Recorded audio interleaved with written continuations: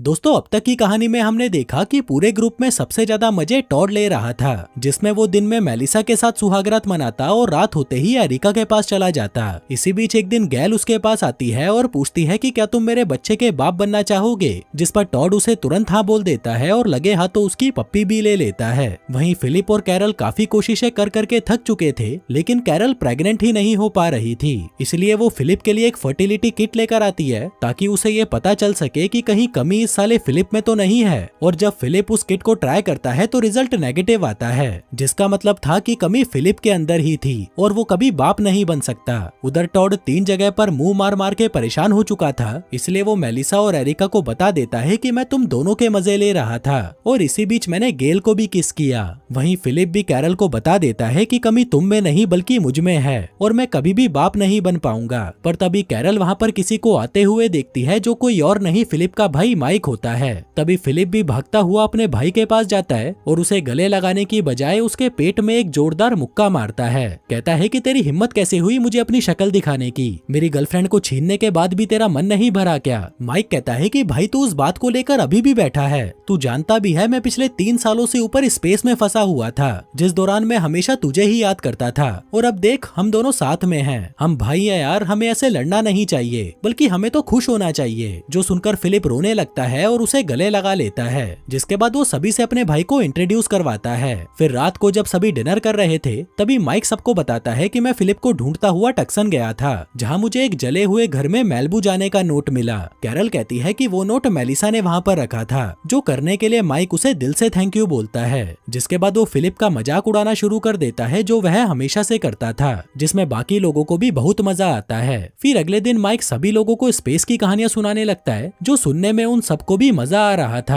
लेकिन इसी बीच फिलिप वहाँ पर आ जाता है तो माइक फिर से फिलिप का मजाक उड़ाना शुरू कर देता है। वहीं दूसरी तरफ एरिका एक शराब के बैरल को कहीं ले जा रही थी, जिस दौरान उसकी नजर मेलिसा पर पड़ती है तो वह उसे कहती है कि यार मुझे माफ कर देना, जेसन के मरने के बाद मुझे बहुत अकेला महसूस हो रहा था, इसलिए मैं टॉड के साथ मस्ती करने लग गई। मेलिसा कहती है कि कोई बात नहीं यार, वैसे भी टॉड एक टेडी बियर जैसा है और टेडी बियर कभी किसी एक का नहीं होता। फिर रात में माइक जलते हुए तीर से लकड़ियों पर आग लगाने लगता है, जो देखकर सभी उससे बहुत इम्प्रेस हो जाते हैं। पर तभी फिलिप कहता है कि ये तो बस किस्मत की बात है। इसी के साथ वहाँ पर एक गिटार भी रखा था, जिसे देखकर गैल माइक से पूछती है कि क्या तुम्हें गिटार बजाना आता है। वो कहता है कि नहीं मुझे नहीं आता। फिलिप कहता है कि साले रहने दे, तूने 20 सालों तक गिटार बजाने की क्लासेस ली हैं। वो कहता है कि नहीं मैंने सिर्फ 2 साल की क्लासेस ली थी, वो भी जब मैं 8 साल का था। जो सुनकर वो सभी माइक को गिटार बजाने के लिए चीयर करने लगते हैं। जिसके बाद माइक उस गिटार को उठाकर ऐसा गाना गाता है कि वहाँ बैठे सभी लोगों की आंखों में आंसू आ जाते हैं, जिसके साथ ही वो खुद भी रोने लगता है। पर तभी सभी लोग उसके पास आकर उसे संभालने लगते हैं, जो देखकर फिलिप को उससे जलन होने लगती है कि इस साले ने तो आते ही सबको इम्प्रेस कर लिया। फिर अगली सुबह जब सभी साथ में बैठकर बातें कर रहे थे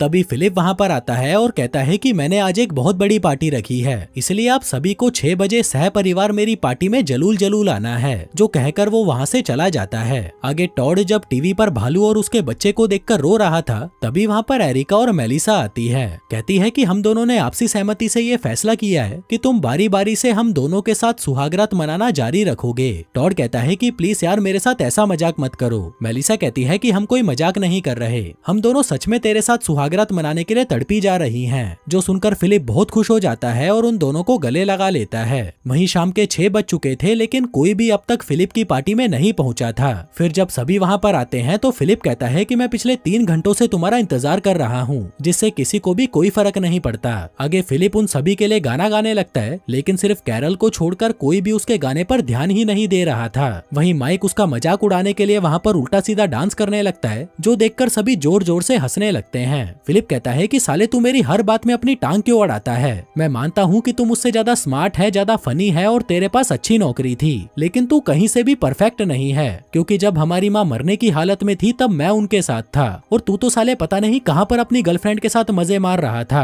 जो सुनकर माइक दुखी हो जाता है और वहाँ से चला जाता है। आगे सोने से पहले कैरल फिलिप से कहती है कि तुमने कुछ ज्यादा नहीं बोल दिया, इसलिए अभी जाओ और अपने भाई से माफी मांगो। वो कहता है कि सारी गलती मेरी ही है क्या, वो भी तो माफी मांग सकता है। मेलिसा कहती है कि यार तुम्हें अभी भी नहीं दिख रहा कि इस धरती पर सिर्फ तुम दोनों ही हो जो असल में परिवार हो। फिलिप कहता है कि हाँ यार तुमने सही बोला, वो मेरा भाई है, मेरे जिगर का छल्ला है, इसलिए कल सुबह उठते ही मैं उससे माफी मांग लूंगा। फिर अगली सुबह फिलिप सोकर उठता है और जैसे ही शीशे में अपना चेहरा देखता है वो कहता है कि साले माइक, मैं तुझे मार डालूंगा, और उसे कूटने के लिए उसके पास जाता है। लेकिन जैसे ही बाकी सभी उसका चेहरा देखते हैं तो उनके होश उड़ जाते हैं क्योंकि माइक ने उसके आधे बाल उड़ा दिए थे।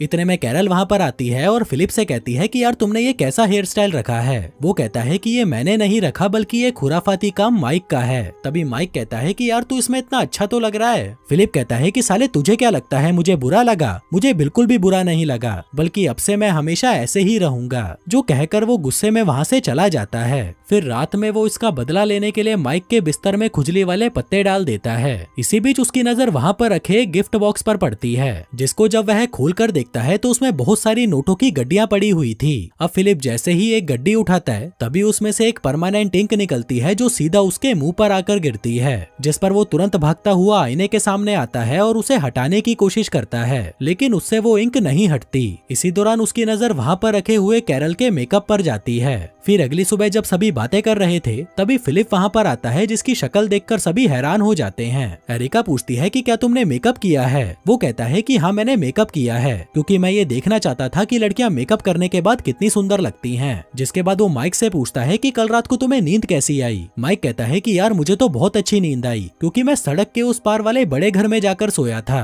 जो सुनकर हम समझ जाते हैं कि माइक को पहले ही पता चल गया था कि फिलिप उसके साथ कोई कांड करने वाला है। वहीं दूसरी तरफ हम टॉड और मेलिसा को देखते हैं जो अभी अभी ताजा ताजा मजदूरी करके लेटे हुए थे। तभी टॉड उसे कहता है कि देख यार मैं एक बार और वो सब नहीं कर सकता क्योंकि थोड़ी देर पहले मैं एरिका के साथ 3 बार करके आया हूँ। मेलिसा कहती है कि तू ये सब मुझे क्यों बता रहा है? वैसे भी तू दिन में 1 या 2 बार ही मेरे साथ कर पाता है, उसमें भी पूरा समय तू सिर्फ एरिका के बारे में ही बातें करता रहता है। टॉड कहता है कि सॉरी यार अब से ऐसा नहीं होगा, रुक मैं थोड़ी सी शिलाजीत खाकर आता हूँ, जिसके बाद 3 राउंड तो मैं तेरे साथ आराम से कर लूंगा। वहीं फिलिप चुपके से माइक का पीछा करता है ये देखने के लिए कि वो कौन से घर में रहता है ताकि बाद में वो उससे बदला ले सके। फिर रात को वो उसके घर में घुसने का फैसला करता है, जिस दौरान वहाँ पर रखी हुई सारी पानी की बोतलें नीचे गिर जाती हैं। तभी माइक वहाँ पर आता है जो कि शायद उसी के आने का इंतजार कर रहा था। फिलिप कहता है कि क्या यार तूने तो सारा सरप्राइज खराब कर दिया, वैसे ये इतनी सारी पानी की बोतलें यहाँ पर क्या कर रही हैं? माइक कहता है कि मुझे पहले ही पता था कि तू यहाँ पर मुझसे बदला लेने आएगा, इसलिए मैंने अपनी सिक्योरिटी का सारा इंतजाम पहले ही कर रखा था। जो कहकर वो वहाँ से चला जाता है। फिर अगली सुबह जब फिलिप सोते हुए करवट बदलता है तभी वो अचानक एक पहाड़ी से नीचे आकर गिरता है, जिस दौरान उसका मुंह निकल गया था। तभी उसे वहाँ पर एक डिनर टेबल दिखती है, जिसका वो जैसे ही ढक्कन हटाता है उसे वहाँ पर एक नोट मिलता है जिस पर लिखा था कि ऊपर तो देख बबुआ, जहाँ पर माइक उसका मजाक उड़ा रहा था, जिसे देखकर फिलिप गुस्से से आग बबूला हो जाता है। आगे वो किचन में डरा सहमा सा कुछ खाने की कोशिश कर रहा था, पर तभी टॉड वहाँ पर आ जाता है, जिसकी आवाज सुनकर फिलिप घबरा जाता है। कहता है कि भाई यार वो माइक तो मेरे पीछे हाथ धोकर पड़ गया, मेरी फटी पड़ी है भाई, प्लीज मेरी मदद कर दे। टॉड कहता है कि सॉरी भाई लेकिन मैं तेरी कोई मदद नहीं कर सकता, मैं खुद 2 लड़कियों के बीच में फंसा हुआ हूँ। फिलिप कहता है कि ठीक है तू जा यहाँ से, मैं अपनी मदद खुद कर लूंगा, और डरते हुए किचन के ड्रॉर में छुप जाता है। वहीं टॉड को ये देखकर बिल्कुल भी अच्छा नहीं लगता और वो उस ड्रॉर को खोलकर फिलिप से कहता है कि ठीक है भाई मैं तेरी मदद करने के लिए तैयार हूँ। आगे जब माइक एक किताब पढ़ रहा था तभी फिलिप वहाँ पर आता है और कहता है कि इससे मिल, ये मेरा सच्चा दोस्त है टॉड, जिसने उसी की तरह अपने आधे बाल काट लिए थे। जो देखकर माइक कहता है कि यार ये क्या हरकत है, जब मस्ती हम दोनों के बीच में चल रही थी तो तूने इसमें टॉड को क्यों खींचा? ठीक है भाई तू जीत गया। जो कहकर वो वहाँ से चला जाता है। फिर रात में जब सभी औरतें साथ में बैठी थी तभी वहाँ पर टॉड आता है, जिसकी ऐसी शक्ल देखकर सभी लड़कियां उसका मजाक उड़ाने लगती हैं। पर तभी टॉड उनसे कहता है कि मैंने ये सब अपने सच्चे दोस्त फिलिप के लिए किया है, क्योंकि फिलिप जैसा अच्छा इंसान इस दुनिया में कोई और हो ही नहीं सकता।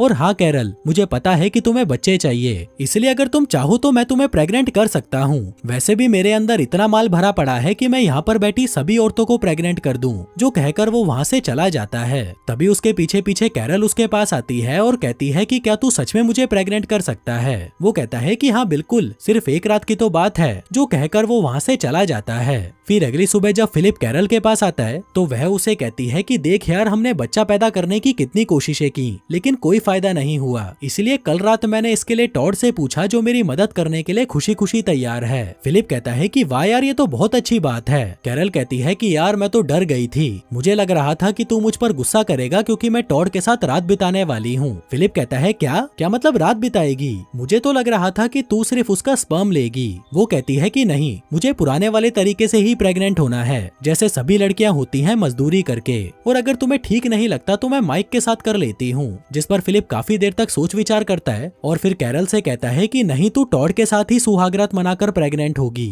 इसके बाद जब फिलिप अपने भाई के साथ गाना गा रहा था तभी फिलिप उसे बताता है कि मैं कैरल से डिवोर्स ले रहा हूँ। माइक कहता है कि यार मुझे तो लग रहा था कि तुम दोनों के बीच में सब कुछ सही चल रहा है। वो कहता है कि हाँ, सब कुछ ठीक तो चल रहा है, पर वो मुझे तलाक सिर्फ इसलिए दे रही है ताकि वो टॉड के साथ सुहागरात मना सके, जिससे पहले वो उसके साथ शादी करना चाहती है ताकि कोई भी उसके बच्चे को नाजायज ना बोले। माइक कहता है कि मुझे तो कैरल का ये आइडिया बहुत पसंद आया। आगे उनकी शादी की तैयारी की जाती है जहाँ फिलिप कैरल का बेस्ट मैन बनता है। जिसके बाद वो सबसे पहले डिवोर्स पेपर साइन करता है जो कैरल ने खुद बनाए थे। आगे जब वो टॉड और कैरल को शादीशुदा घोषित करने ही वाला था तभी टॉड कहता है कि यार मुझे तो विश्वास ही नहीं हो रहा कि मैं ये सच में कर रहा हूँ, लेकिन फिलिप मेरे भाई जैसा है और इसके लिए मैं कुछ भी कर सकता हूँ। इसी दौरान फिलिप अपने भाई की तरफ देखता है जो थोड़ा सा उदास दिखाई दे रहा था, इसलिए वो सबसे कहता है कि सॉरी दोस्तों, मैं ये शादी खराब करने जा रहा हूँ। जिसके बाद वो टॉड से कहता है कि टॉड तू मेरे भाई जैसा है, लेकिन तू मेरा भाई नहीं है क्योंकि मेरा भाई माइक है और वो सिर्फ मेरा भाई नहीं बल्कि भाई से बढ़कर है। जो कहकर वो माइक से पूछता है कि क्या तू कैरल के साथ सुहागरात मनाकर उसको प्रेग्नेंट करना चाहेगा। माइक कहता है कि यार मैं तो कब से इस पल का इंतजार कर रहा था, साला ऊपर स्पेस में तो मैं हाथ गाड़ी चला चला कर परेशान हो चुका था और बहुत ही जोरों शोरों से किसी लड़की के साथ मजदूरी करने के लिए मरा जा रहा था। जिसके बाद फिलिप कैरल की शादी अपने भाई से करा देता है और बेचारा टॉड अपनी सड़ी हुई शक्ल लेकर ऑडियंस में जाकर बैठ जाता है। आगे रात में जब सभी शादी की पार्टी एंजॉय कर रहे थे तभी वहाँ पर टॉड किसी पागल कुत्ते की तरह जबरदस्ती नाचने लगता है। फिलिप उसके पास आता है और पूछता है कि भाई तू ठीक तो है ना। वो कहता है कि हाँ मैं बिल्कुल ठीक हूँ, तू बस मुझे नाचने दे। उधर कैरल और माइक आपस में बातें करते हुए खिलखिलाकर हंसने लगते हैं, जो देखकर फिलिप को उससे जलन होने लगती है कि यार मैंने ये क्या कर दिया। फिर अगली सुबह जब कैरल और माइक साथ में थे तभी फिलिप वहाँ पर आता है और कहता है कि मैं तुम लोगों के लिए कपड़े लेकर आया हूँ, जिसको जब वो दोनों खोलकर देखते हैं तो उसमें नीचे छेद हुआ पड़ा था। फिलिप कहता है कि तुम दोनों को यही कपड़े पहनकर सुहागरात मनानी पड़ेगी क्योंकि बच्चा पैदा करना कोई मजा नहीं बल्कि जिम्मेदारी का काम है, और ये देखने के लिए कि तुम दोनों ये जिम्मेदारी ठीक से निभा रहे हो या नहीं, मैं तुम दोनों को सुहागरात मनाते हुए भी देखूंगा। जो सुनकर वो दोनों शॉक्ड हो जाते हैं कि यार ये कैसा आदमी है। आगे फिलिप उन दोनों को बेडरूम में लेकर आता है और कहता है कि चलो जल्दी से शुरू हो जाओ और मैं यहाँ पर बैठकर तुम दोनों को देखूंगा। जिसके बाद वो दोनों अपना कार्यक्रम शुरू कर देते हैं और अपना फिलिप बड़े ही गौर से उन दोनों को करते हुए देखने लगता है। वहीं बाहर बाकी लोग भी उन तीनों की बातें बड़े ध्यान से सुन रहे थे कि अंदर चल क्या रहा है। फिर अगली सुबह जब सभी बातें कर रहे थे तभी वहाँ पर टॉड आता है जिसने अपने सारे बाल उड़ा लिए थे क्योंकि कल से वो फिलिप से बहुत गुस्सा था। इसी बीच कैरल वहाँ पर अपनी प्रेगनेंसी किट लेकर आती है जिसमें रिजल्ट पॉजिटिव आया था, मतलब कि वो प्रेग्नेंट हो गई थी। जो सुनकर वो सभी खुश हो जाते हैं और एक दूसरे से गले मिलने लगते हैं। वहीं फिलिप माइक से कहता है कि बधाई हो भाई, तू बाप बन गया। माइक कहता है कि अरे तुम सभी पागल हो गए हो क्या, एक तो कल रात कैरल और मेरे बीच में कुछ भी नहीं हुआ, ऊपर से कोई एक दिन में प्रेग्नेंट कैसे हो सकता है, इसका मतलब है कि वो बच्चा तेरा ही है। जो सुनकर फिलिप बहुत ज्यादा खुश हो जाता है कि चलो ये तो बहुत अच्छा हुआ। आगे एरिका जब बाहर लेटकर वाइन पी रही थी तभी वहाँ पर एक ड्रोन आता है जिसे देखकर वो घबरा जाती है और ये बात जाकर सभी को बताती है, लेकिन कोई भी उसकी बात पर यकीन नहीं करता क्योंकि वो दिन भर दारू पीती रहती थी। उधर टॉड जब गुस्से में गेम खेल रहा था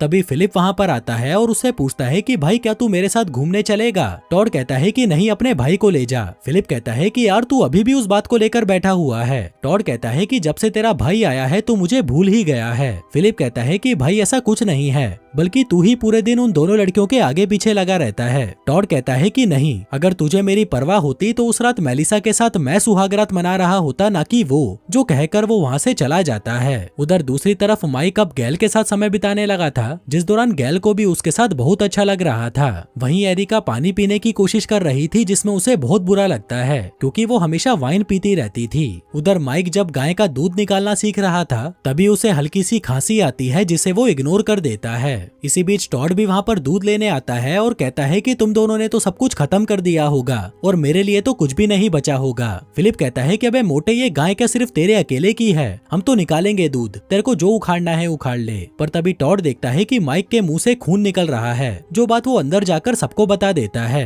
फिलिप कहता है कि अरे यार उसे सिर्फ थोड़ा सा जुकाम हुआ है। मेलिसा कहती है कि ये कौन सा जुकाम है जिसके अंदर खून निकलता है, साले वो वायरस से इन्फेक्टेड है। फिलिप उन्हें समझाने की बहुत कोशिश करता है कि वो वायरस से इन्फेक्टेड नहीं है, लेकिन कोई भी उसकी बात नहीं सुनता। वहीं पर हम माइक को देखते हैं जो खांसता हुआ घूम रहा था, पर तभी वहाँ पर कोई प्रोटेक्शन सूट पहनकर आता है जो कोई और नहीं अपना फिलिप था। कहता है कि भाई तू बाहर क्यों घूम रहा है, चल अंदर आ जा। जहाँ बाकी के सभी लोगों ने भी वही सूट पहन रखा था। माइक पूछता है कि क्या मैं वायरस से इन्फेक्टेड हूँ। टॉड कहता है कि शायद हाँ। फिलिप कहता है कि भाई तुझे कुछ नहीं हुआ है, बस हल्का सा जुकाम है और इन लोगों की तो ऐसे ही फटी पड़ी है। वैसे देख इन लोगों ने तेरे लिए क्या बनाया है। अब माइक उसके अंदर चला तो जाता है, लेकिन उसे वहाँ पर बिल्कुल भी अच्छा नहीं लग रहा था।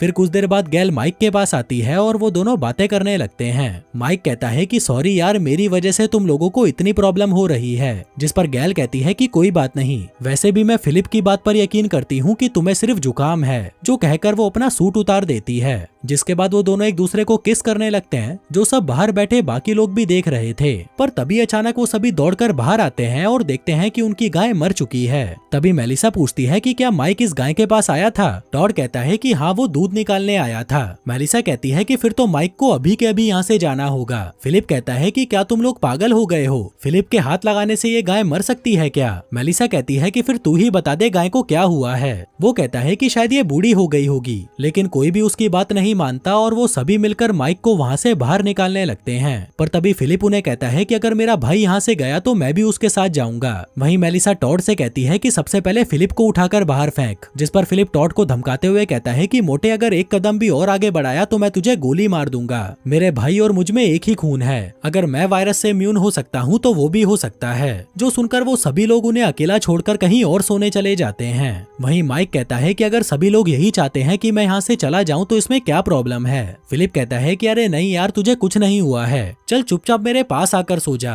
फिर अगली सुबह जब फिलिप की आंख खुलती है तो वह देखता है कि माइक वहाँ से जा चुका है। फिलिप जल्दी से उस बैलून के अंदर जाता है जहाँ पर उसे एक नोट मिलता है जिस पर लिखा था कि सॉरी भाई, पर मैं फिर से गुड बाय नहीं बोलना चाहता था। जो पढ़कर वह बहुत दुखी होता है और फिलिप को वापस लाने का फैसला करता है। कैरल पूछती है कि क्या तुम सच में उसे वापस लाना चाहते हो। वो कहता है कि हाँ यार, मुझे जाना ही पड़ेगा। कैरल कहती है कि ठीक है, पर जल्दी वापस आना, मैं और हमारा बच्चा तुम्हारा इंतजार करेंगे। फिलिप कहता है कि मेरी जान चिंता मत करो, मैं जल्दी वापस आ जाऊंगा। जिसके बाद वो माइक को ढूंढता हुआ टक्सन पहुंच जाता है जहां पर माइक अपने घर पर ही रुका हुआ था। फिलिप घर के अंदर जाता है और देखता है कि माइक बिल्कुल भी हिलडुल नहीं रहा, जो देखकर उसे लगता है कि शायद वो निकल लिया। लेकिन इससे पहले कि वो उसे गले लगाकर रोता, माइक उसे डरा देता है। पूछता है कि तुम यहाँ पर क्या करने आए हो। फिलिप कहता है कि मैं तो बस तुझे देखने आया था। वहीं दूसरी तरफ जब सभी गाय के बछड़े की देखभाल कर रहे थे तभी वो ड्रोन फिर से वहाँ पर आ जाता है, जिसे देखकर एरिका कहती है कि अब तो सबने देख लिया ना कि मैं सच बोल रही थी। वहीं फिलिप और माइक जब अपना पुराना सामान देख रहे थे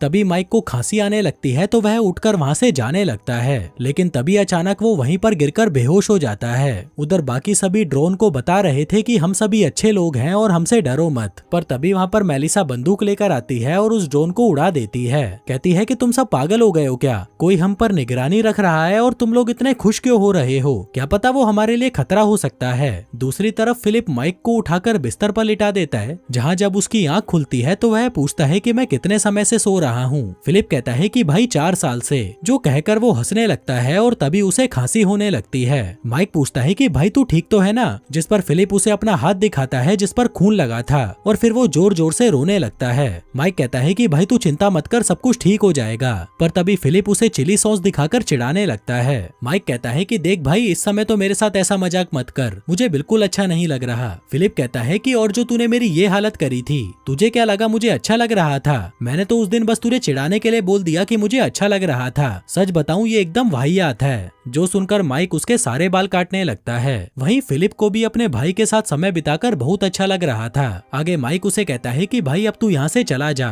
जिस पर फिलिप कहता है कि नहीं, मैं कहीं नहीं जाने वाला। वो कहता है कि साले तेरी प्रॉब्लम क्या है, मैंने तेरे जैसा सेल्फिश आदमी आज तक नहीं देखा, तूने अपना पूरा जीवन यूं ही बर्बाद कर दिया, यहाँ तक कि तेरे फ्लैट का किराया तेरे माँ बाप भरते थे और ये सब होने के बाद भी तुझे थोड़ी भी शर्म नहीं आती। जो सुनकर फिलिप गुस्सा हो जाता है और वहाँ से चला जाता है, लेकिन वो शहर छोड़कर नहीं जाता बल्कि उसके घर के पीछे बने गार्डन में जाकर बैठ जाता है। तभी माइक उसके पास आता है और कहता है कि सॉरी यार, मैं वो सब तुझे यहाँ से भगाने के लिए कर रहा था। फिलिप कहता है कि मुझे पता है तूने जो भी बोला वो सब सच है। माइक कहता है कि नहीं, वैसा बिल्कुल नहीं है, बल्कि तेरी वजह से ही हम सभी साथ में हैं। तभी उसकी नजर वहाँ पर अपने माँ बाप की कब्र पर पड़ती है, जिसे देखकर वो इमोशनल हो जाता है और कहता है कि काश मैं भी उनके आखिरी समय में उनके साथ होता। जिसके बाद वो फिलिप से कहता है कि देख भाई, में मर रहा हूँ और मेरी आखिरी इच्छा ये है कि तू अपनी फैमिली के पास वापस चला जाए। जो सुनकर फिलिप उसकी बात मान जाता है। उधर मेलिसा अपने हाथ में बंदूक रखकर सो रही थी, पर तभी उसे कुछ आवाज आती है तो वह शूट कर देती है। यहाँ सामने कैरल खड़ी थी जो गाय के बछड़े को अपने साथ ले जा रही थी। वहीं गोली की आवाज सुनकर बाकी लोग भी वहाँ पर आ जाते हैं। गैल कहती है कि तुम पागल हो गई हो क्या? मेलिसा कहती है कि देख यार, बोरिस मर चुका है, हमारी गाय मर चुकी है और माइक भी मरने वाला है, और ऊपर से कोई हम पर ड्रोन से नजर रखे हुए है। क्या ये सब चीजें तुझे नॉर्मल लग रही है? उधर फिलिप वहाँ से वापस जाने लगता है, जहाँ जाते जाते वो अपने दोस्तों को माइक को दे जाता है। कहता है कि अब से ये तेरे दोस्त हैं और इन्होंने जैसा मेरा साथ दिया था ये तेरा साथ भी देंगे। जो कहकर वो वापस मेल्बू की तरफ निकल जाता है, जहाँ पहुंचकर वो मेलिसा को देखता है जिसे कैरल पर गोली चलाने की सजा मिली थी।